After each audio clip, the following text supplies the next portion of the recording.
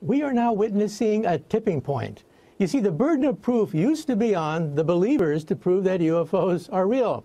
Now the burden of proof has shifted to the government and the military to prove that they're not real. But the evidence is overwhelming.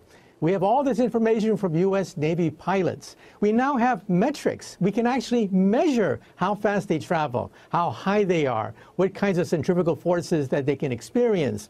And science, remember, is based on things that are testable, reproducible, and falsifiable. Now we have testable information. A game changer.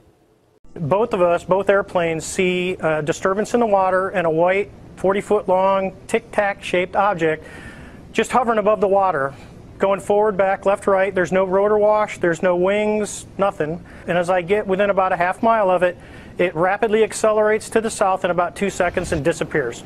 This was extremely abrupt, like a ping pong ball bouncing off a wall. The ability to hover over the water and then start a vertical climb from basically zero up towards about 12,000 feet and then accelerate in less than 2 seconds and disappear is something I had never seen in my life.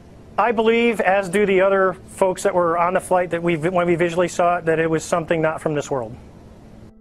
We are well beyond right now establishing whether or not these things exist. It is an absolute fact that they are there. There is very compelling evidence that we may not be alone.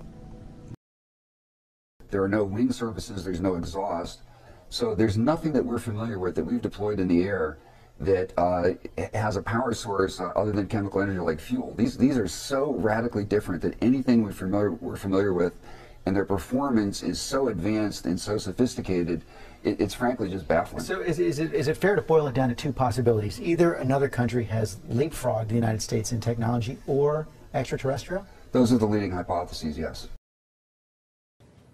You think the U.S. government has debris from a UFO in its possession right now? Unfortunately, Tucker, I really have to be careful of my NDA. I really can't go into a lot of more detail in that. Okay. But simply put, yes.